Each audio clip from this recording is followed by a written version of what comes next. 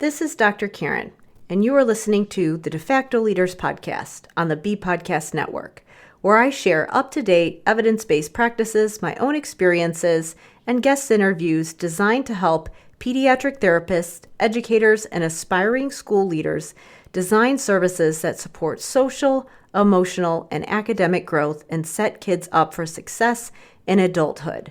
Whether you want to learn effective strategies for your therapy session or classroom, be an influential leader on your team, or find creative ways to use your skills to advance in your career, I've got you covered.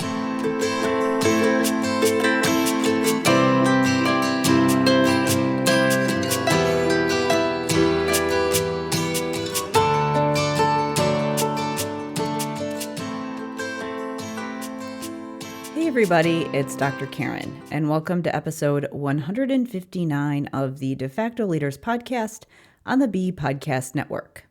Today I'm going to be sharing a Q&A session I did with the Language Therapy Advanced Foundations members group about comorbidities and differential diagnosis, specifically as it pertains to ADHD, developmental language disorder, and dyslexia.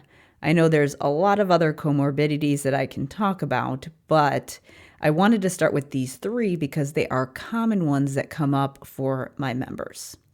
So when kids need support with language, reading and writing, and executive functioning, they often have multiple diagnoses, which makes treatment planning, diagnosis, determining eligibility for educational programming, all of that becomes very complicated, especially when it comes to legal guidelines, as well as state and local policies. So that's why I wanted to have this discussion and also share this on the podcast, because it's a common question that I get not just with the members of the people who are already in the program, but also people who are interested in joining and trying to see if it is a fit for their caseload. So a couple things before I share what I talk about in this episode. You'll definitely want to check the show notes because there are a lot of things that I could have done to extend this discussion. So what I did was shared some additional links to some resources that I mention in this Q&A session, as well as some additional tools that you can use for evaluation. So in this episode, I talk about the simple view of reading and how it aligns with the Essential 5 framework that I teach in Language Therapy Advanced Foundations, as well as the comorbidities. So specifically, I talked about the three conditions that I mentioned, and then I talk about how they overlap. So I talked about overlaps between developmental language disorder and dyslexia, and then the overlap with ADHD and dyslexia, as well as the overlap between dyslexia and ADHD. As you probably know, if you are working in the schools, understanding comorbidities is a part of your day-to-day life. I wrap up by discussing clarification that was given from the U.S. Department of Education, specifically from the Office of Special Education and Rehabilitative Services, and their clarification of using terms like dyslexia and developmental language disorder and how this applies to school eligibility. I'm not sure if I named the office correctly when I was on the Q&A, but it is from the Office of Special Education and Rehabilitative Services. So those letters are linked in the show notes. And I do talk about the difference between schools being permitted to use a term versus being required to do certain things, like providing a free and appropriate education for all students. One of the other things that I wanted to mention is that when I recorded this Q&A, I actually added it to the members area of Language Therapy Advanced Foundations because I thought it should be part of the core modules. And as part of that video, I actually shared some additional documentation in written format to go along with the content. And so I wanted to link to some of those things in the show notes. So if you're listening to this and you want some additional clarification, definitely check out the show notes that are listed on my blog along with this episode. So obviously, if you're listening to this episode on a directory like Apple or Spotify, the show notes might be condensed, but I will have the extended version on my website where the episode is going to be embedded. So that is going to be located at drkarendudek-brannan.com/blog, and you can search for episode 159. But what I'm going to provide, in addition to the regular summary of what the episode includes, is a list of assessments that can be used for evaluation for things like executive functioning issues, developmental language disorder, as well as dyslexia. Now, I wanted to mention that because, number one, people are always asking me about what formal assessments they should use, but I also wanted to reiterate the point that an evaluation is a process, it is not a test. So while you definitely, when you're thinking about evaluating for students who have comorbidities, especially the ones that I'm talking about today, you definitely want to have a solid battery of formal assessments, but you also want to remember that an evaluation, especially when language and executive functioning are involved, is something that should be evaluated using a protocol. So that means that you want to use formal assessments, but you don't want to only use formal assessments. So I wanted to just make sure that I clarified that point before I shared this list of resources. Don't look at the list of assessments and stop there. Be sure that you use those as tools in addition to the other pieces of information that you're including in your protocol, such as student work samples, interviews with stakeholders, and observations, especially when you're thinking about language and executive functioning. Some of those formal assessments are going to be really important when you're thinking about things like dyslexia, but you also want to remember that you're using other tools as well, because language and executive functioning are going to be a factor in all of these conditions. So now that I am off that soapbox, let's get into the Q&A.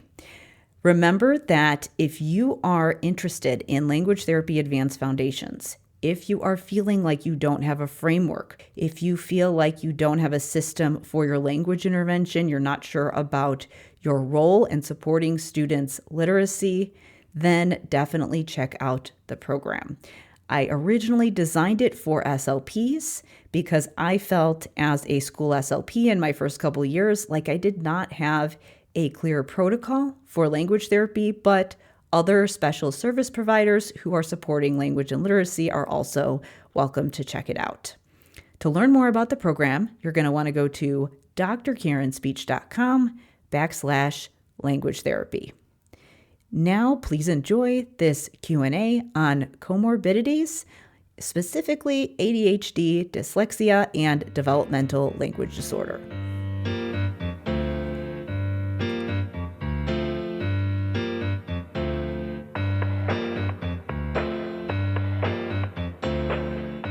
Tonight, I am going to be talking about a topic that I think it's related to a lot of the questions that are coming up in here. There's been some questions about eligibility. We always get questions about what is the SLP's role in treating different things.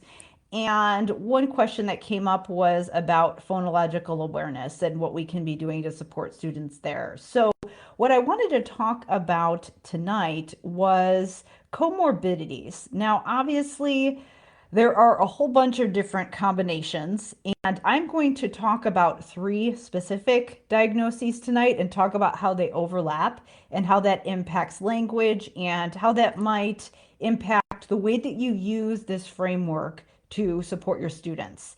And this is also going to impact the way that you collaborate with other people. And I think that with all of these things that I teach in here, there are times that, yes, we do want to go through the sequence. I give you a starting point and a framework to operate off of, But you will find as you work with students, you're going to need to customize it. Some students need some things more than others.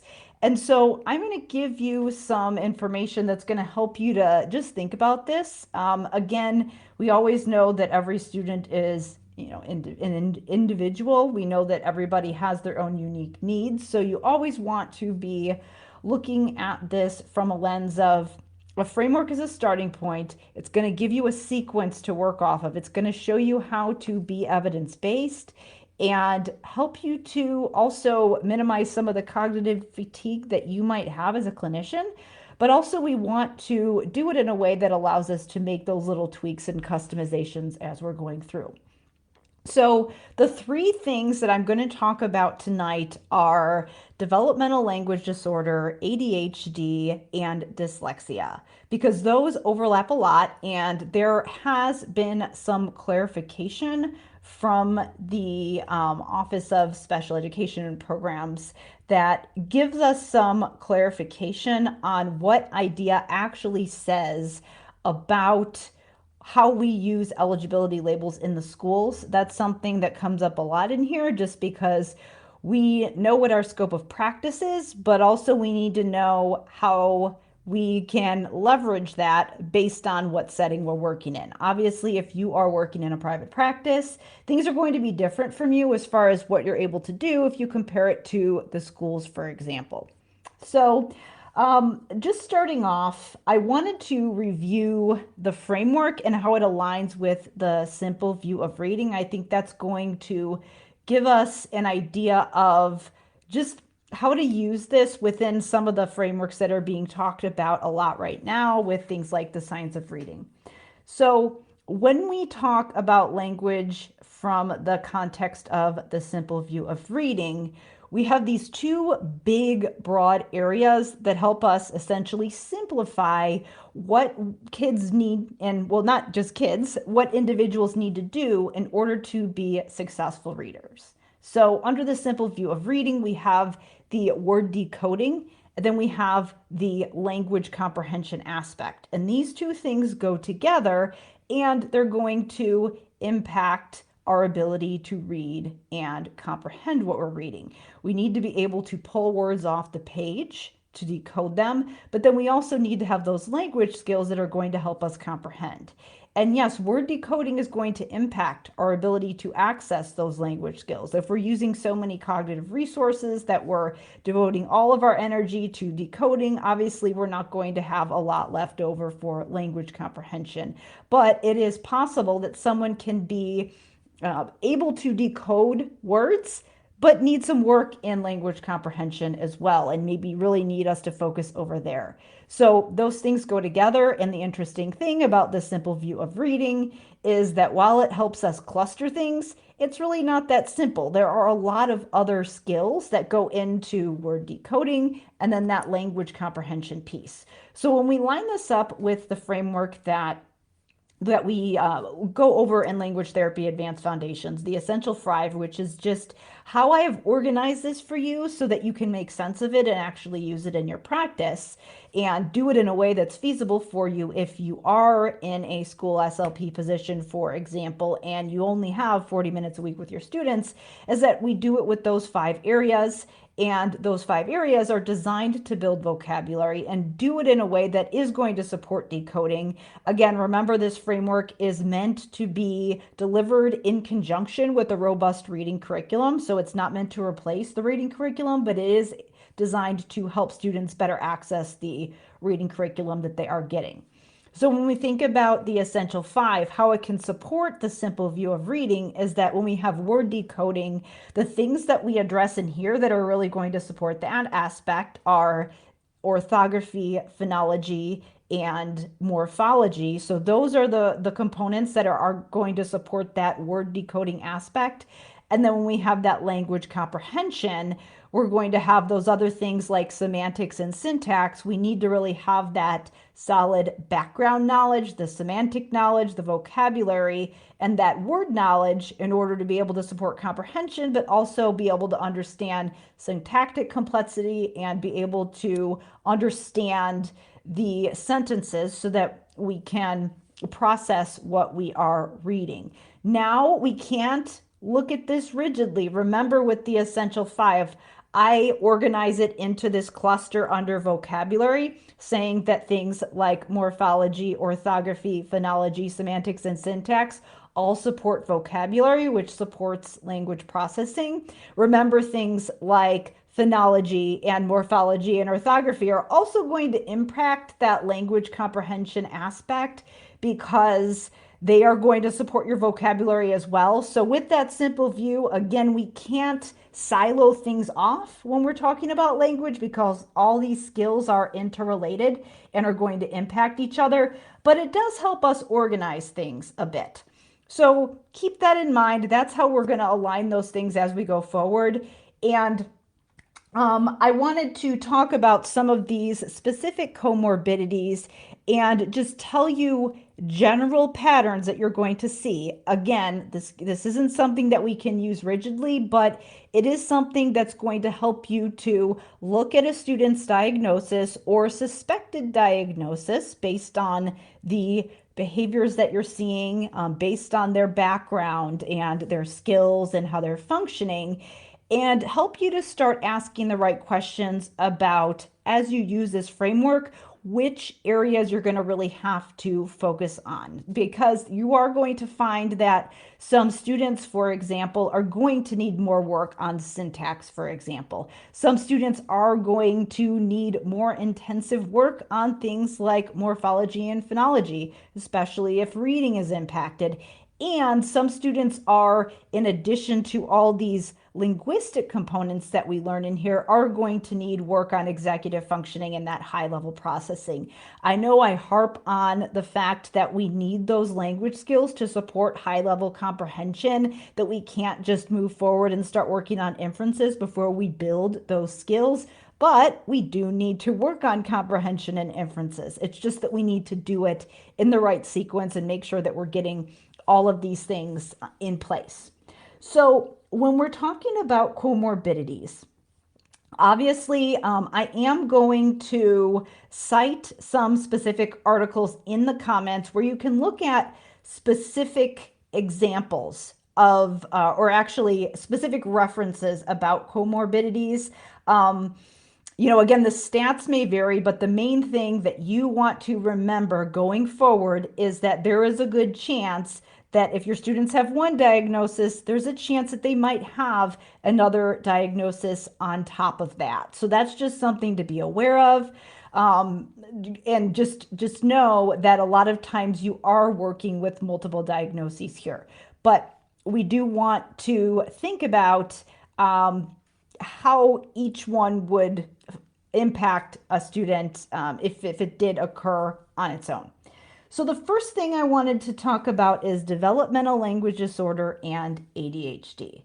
And I'm going to talk just very big picture, broad, the features and characteristics that you tend to see with each diagnosis. So let me just start off with talking about just developmental language disorder. So students that have this diagnosis are going to have pervasive issues with language. So I have said before, there are some students that seem like they need everything. So things like syntax is impacted, vocabulary is impacted, executive functioning is impacted, their ability to read is impacted, and they struggle to decode and write.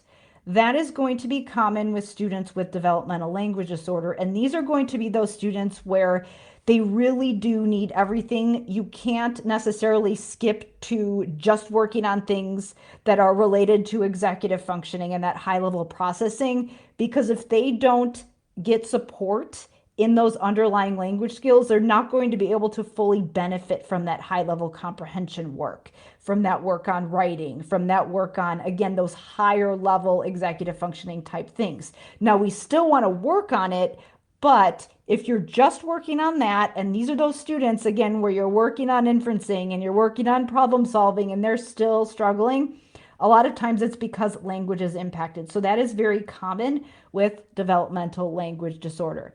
And the other thing is that sometimes with your intervention, you might need to prioritize one area in the interest of not spreading yourself so thin. So these are the students where I say you've got to address those language issues. And you might be able to delegate or consult with some of those other things that I mentioned. Make sure that other people are working on the comprehension and that they have good support with writing, and really that there's good environmental scaffolding in place for these students. But for developmental language disorder, you really need to make sure that you are addressing those things like semantic processing and syntax, because it's going to be difficult for students to engage in strategic planning and self-talk if they're not able to generate complex sentences. If they can't do it out loud, they're not going to be doing it in their heads. And also, they are going to really need support in that language comprehension aspect of the simple view of reading, if we look at it from that lens.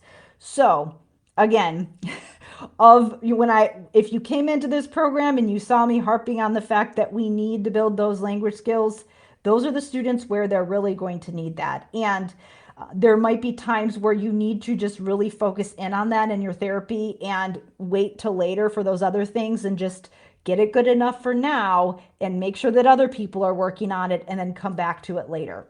So, and when I say come back to it later, I'm talking about those high level things like inferences and things like that. Again, we're not ignoring it. We're just prioritizing and making sure that we build those foundational skills, because if students with that diagnosis do not get those strategies, and they do not get that support, chances are those comprehension problems are going to persist, and they're not going to be able to adequately benefit from any work in comprehension that you might be doing. They're just not going to get the full impact of it, because they're not able to process one word or one sentence at a time. So that's really how developmental language delay is going to impact. Again, it is going to impact things like executive functioning and word reading, but we really need to support those language skills.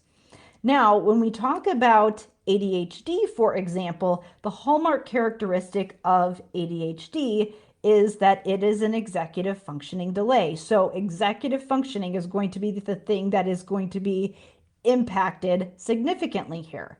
Now, there is a chance that students might have DLD and ADHD. So if they just have ADHD, a lot of these students might be the ones where you do those language assessments and things like semantics and syntax are intact, or they're not impacted as pervasively as they would be when you compare them to a student with DLD.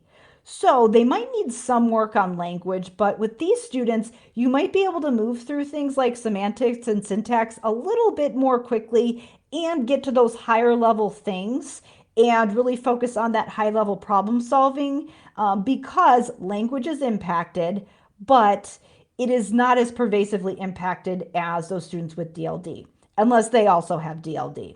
So again, ADHD, hallmark characteristic, it's going to impact executive functioning. DLD, it's kind of the language and the executive functioning and the word reading as well. Now with ADHD, when you compare that to things like dyslexia, what you're going to see there is that students who just have a diagnosis of ADHD, many times they might struggle with reading, and that could be impacted by their ability to attend, to detail, to work through learning curves. So things that don't seem interesting to them, it might be harder for them to self-motivate and persist through some of those activities. So their ability to learn to read and writing as well, just because those require resilience, they require planning, all of those types of things. They also require impulse control. Those could be impacted by ADHD. So there's a chance that they could be impacted in reading, but there's also a chance that they might have issues with executive functioning in their ability to decode words are intact. And if that's the case, again, those students, really the intervention that you do, you're primarily focusing on executive functioning, unless they also have another diagnosis. So we know that there is a high comorbidity with DLD and ADHD, and then we know with ADHD that there's also a chance that there could be comorbidity with dyslexia. So now we need to bring dyslexia into the conversation. So when you're looking at dyslexia, really the primary thing that you're going to see there is that word decoding and spelling are going to be impacted. And again, remember, dyslexia is a diagnosis that is going to impact language. So typically, the profile that you would see with dyslexia is word decoding and writing significantly impacted, language also impacted, but if you just have a diagnosis of dyslexia and not DLD, language is impacted, but it's not quite as pervasive in all of the areas as it would be when you compare it to DLD. So to kind of review what we said here, DLD is pervasive impacts in language, also impacts executive functioning and word decoding. ADHD is executive functioning, could impact reading, could also impact language. But again, primary, you're really talking about executive functioning. And then dyslexia, what we're thinking about is that we have word decoding and writing significantly impacted. And then language can also be impacted. They might, when you do assessments with language, some of those language areas that we work on are going to be impacted, not as much as with DLD, but still impacted. And then executive functioning can be impacted with dyslexia as well. Again, maybe not as pervasive as with ADHD, but still an impact. And again, all of these things are guidelines. You always have to assess the individual. So when you're thinking about dyslexia, there could be a chance that they really need that intensive work on phonology and morphography, or phonology and morphology and orthography. Those could be really, like, if dyslexia is their main thing, that might be where you need to focus a lot of your attention, and you might need to pull in a little bit of work on executive functioning and a little bit of work on those other linguistic areas, but your focus may be more on those things that impact word decoding with dyslexia, unless they also have another diagnosis. Keep in mind that dyslexia and ADHD often go together. So if you have a student who has dyslexia and ADHD, then remember what I just said about those two things, layer those together. So you could have a student who is impacted in word decoding and writing because of their dyslexia, and then their ADHD is also going to significantly impact their executive functioning, and then you really need to work on both. And then let's see, which comparison haven't I done yet? I've talked about DLD and ADHD. I've talked about ADHD and dyslexia. All right, so now we need to talk about the other combination, which is dyslexia and DLD. So again, with dyslexia, primarily word decoding, but language is impacted. But if they have DLD as well as dyslexia, then you are going to see those impacts in word decoding, and you are going to see those impacts in writing, and then you're also going to see those impacts pervasively in language. So those go together as well.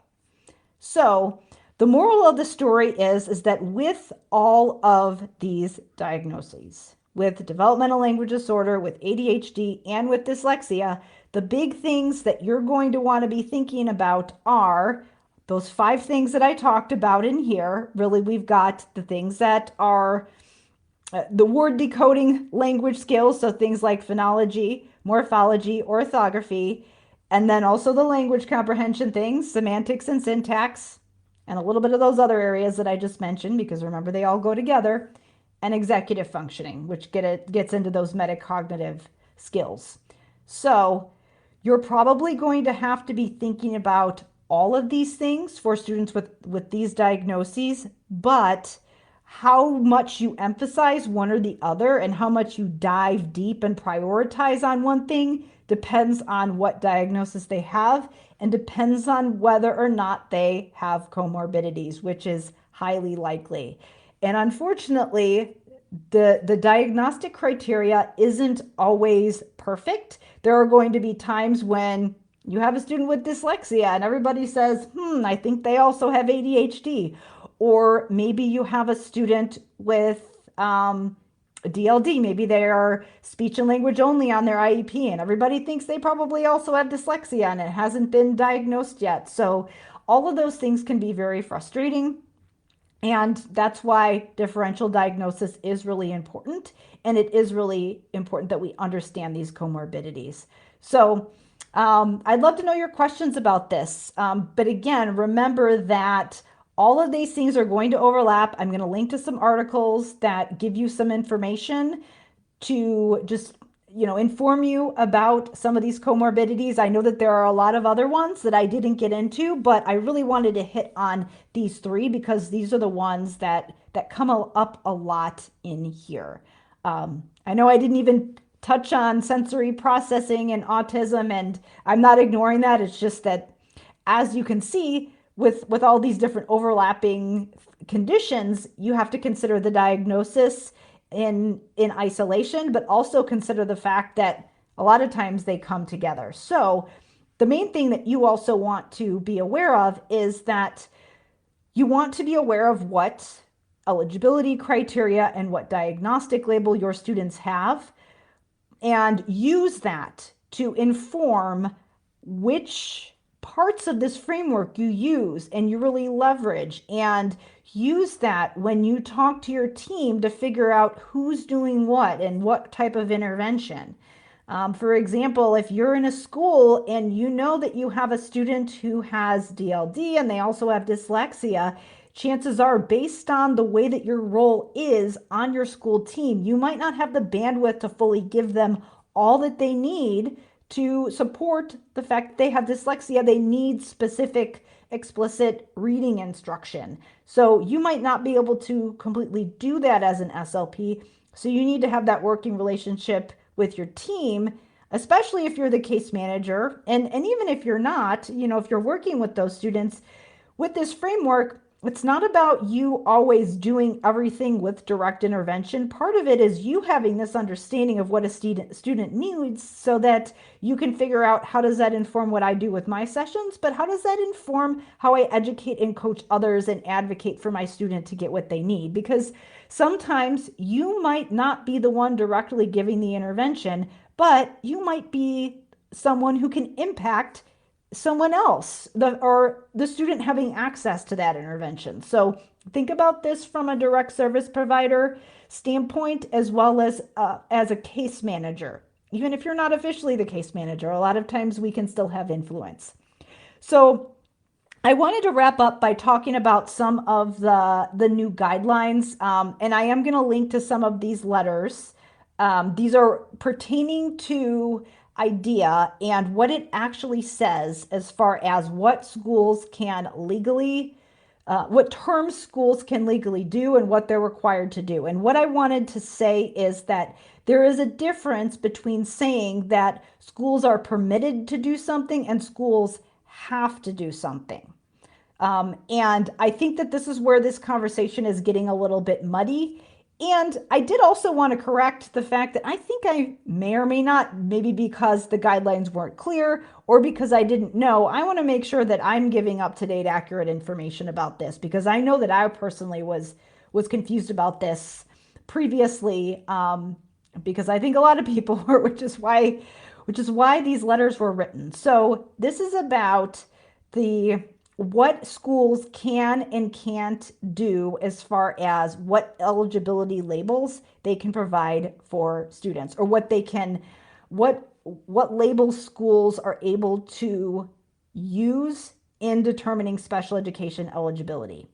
So one pervasive belief has been that schools are not permitted to use the label of developmental language disorder, and that they're not permitted to use the label of dyslexia because these are both medical diagnoses. Now, a lot of schools have a policy, or the way that their protocols are outlined, they don't use these labels. They typically will use something like speech and language impaired, or they will use something like specific learning disability. So for example, if a student has a dyslexia diagnosis, or it's suspected to have a dyslexia diagnosis, a lot of times the schools will use the eligibility criteria of SLD, And if a student has a diagnosis of DLD, a lot of times it'll be the school will use speech and language. So, what the schools are required to do is provide a free and appropriate education for students. And what these letters clarified are that schools are not, they are permitted to use terms like dyslexia and DLD in eligibility. So they are not prohibited from using those terms, which is what people previously thought. But it doesn't say that schools have to use these terms. So this is where it gets a little bit confusing. So what this means is that, hypothetically speaking, let's say you have a student who has a reading disability, and they're evaluated and we're determining that they need services. So the question is, should the district use SLD or should they use dyslexia? Now, what the federal guidelines say is that the school needs to provide the appropriate level of services. It's not saying they have to use dyslexia. It's just saying they have to provide appropriate services. So in theory, a school could use the SLD label and provide those services and give them things that would be appropriate for a student with dyslexia and serve them under that SLD label. So in theory, a school could be legally compliant doing it that way, but there are certain states that have policies that are related to things like dyslexia. Like some districts and states have policies where they want practitioners and people in the schools to be trained in dyslexia. That's different state by state. There's not anything federally that says that schools have to use that term or have to train people a certain way. It just says we've got to provide them with the appropriate level of services. So schools can do it, but they don't always necessarily have to do it. And that's where that's that gray area. And yes, in theory, someone could potentially take someone to due process and say, well, it's more appropriate to use dyslexia. So in theory, that's something that, depending on what the policy is in the state or the district, something that could be up for debate. But in theory, there are many cases where even though the district isn't necessarily using the term dyslexia, they are still meeting the needs by using an SLD label. And I would say the same thing as DLD. Now, is that the best practice? Is that the best way to do things? That's where it gets a little bit fuzzy. I am of the belief that we should be as specific as possible. So yes, I would like it personally if districts use labels that were more descriptive. I would prefer that districts, if they know that a student has DLD, that they actually use that label. And the reason why is because with DLD specifically, what happens is a lot of times they get labeled as speech only. And if you truly understand DLD, then you know that it has pervasive impacts on a lot of different areas, and they need much more than speech. So I think that if we were to use labels that were more descriptive, like dyslexia or DLD, then we would be putting more appropriate services in place. And here's where it gets a little bit fuzzy because it's, again, what the district has to do is provide FAPE. Again, state guidelines are all different and districts have different policies about how they are implementing those federal guidelines, but schools aren't prohibited from using these terms. But it doesn't necessarily say that they're required to use these terms. So that's where it gets a little bit messy.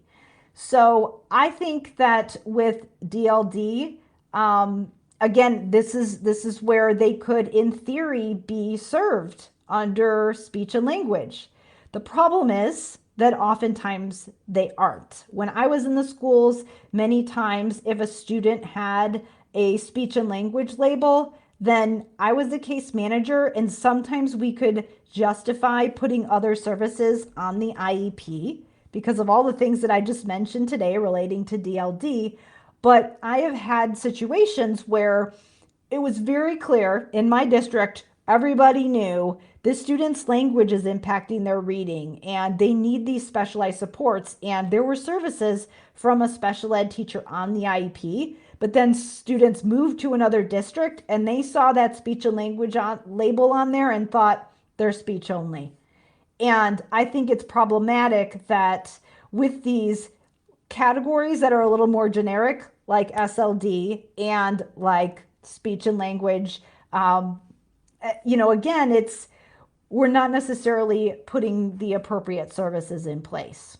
So, personally, I would like to see there being a better understanding of these things. I would like the guidelines to be clearer as far as what we are required to do, not just what we're permitted to do. So I think personally that if we had a dyslexia label, if we had a DLD label, and that was something that districts were, I don't want to say pushed to do, but encouraged to do more actively rather than them just saying, well, you're not prohibited from doing it. I think that services that we'd be putting in place would be more appropriate. And I think really understanding those diagnostic labels is important because we're not necessarily putting services in place for students. And then when you pull ADHD into the equation as well, again, typically with ADHD, it's because it's a medical diagnosis. Sometimes I've seen students be served under other health impaired. I've seen students have a diagnosis of SLD when they have ADHD. So again, it's not. I have seen teams use good problem-solving skills and be able to serve students appropriately, but this problem of differential diagnosis and schools truly understanding these terms that I just mentioned today, ADHD, DLD, and dyslexia, really understanding these and specifying them when students have these diagnoses, it's definitely a problem. So I hope that cleared things up. I know that when you actually look at what the guidelines say, it's confusing. I mean, I've been doing research on this for a long time, and a lot of, I've seen as I was reading different blogs on dyslexia, some people were suggesting that schools were out of compliance because they're using SLD and not dyslexia. And that's not necessarily the case, but that doesn't necessarily mean that schools shouldn't be using that label, because a lot of times they'll say, districts will say, well, we're not permitted to, and that's not accurate. It's just that they're not required to, and maybe they're using another label to provide those services. But again, that's where you get into the debate of, are you being too generic with your label, and is that impacting the appropriateness of the services that you're putting on that IEP?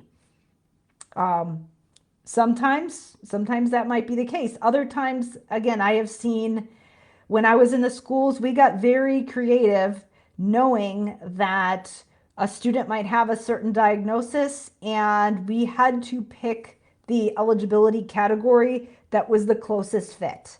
And that's, I always felt like the team that I was on, we used pretty good problem solving skills, but every team is different and that doesn't always happen. So what we've covered today is really those comorbidities, just knowing that, just to review what I said, DLD, pervasive language issues in all of these domains. Executive functioning also is going to be impacted, as is word decoding and writing. ADHD, executive functioning is going to be your main thing, but word decoding and writing and language are also going to be impacted as well. And then we've got dyslexia, which again, primary hallmark characteristic are those issues with decoding and spelling, but language and executive functioning are always going to be impacted. So we want to think of these terms as the primary hallmark characteristics, but then these other things that are going to be impacted as well. And that's going to help us guide just how we prioritize for therapy. And know that just because you have one diagnosis does not mean that the IEP is going to be super specific in identifying that diagnosis. hopefully schools are, despite, whether or not they're using dyslexia or SLD or DLD or SLI, hopefully schools are just, whether they're being specific or not, they are providing appropriate services. But also just knowing that just because you have one of these diagnoses identified doesn't mean that another one doesn't exist. So this is where you can be aware of these really fuzzy things that are in the legal guidelines, but by the time they trickle down to practice, get a little bit confusing or unclear, and also how you can navigate the world of comorbidities, which is just where we live when we are working with students. So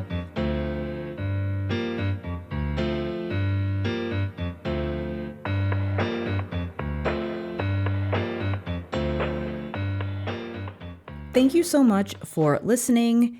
Again, be sure to check the show notes for all of the information that I shared in this episode. And for the extended version of the show notes, you're going to want to go to my website, not just the podcast directory. So that is located at drkarendudek-brannan.com/blog, and you're going to want to look for episode 159, and that is where I'm going to include the detailed list of assessment tools. Also, if you are interested in joining Language Therapy Advanced Foundations, then you're going to want to go to drkarenspeech.com/language therapy. And if you are interested in being a guest on the De Facto Leaders podcast, then I would love to hear from you. You can email me at talktome@drkarenspeech.com. As always, it helps me so much if you leave me a rating or review wherever you listen to your podcasts. Or if you found this episode useful, please feel free to share it. Thank you again for listening, and I will see you next time.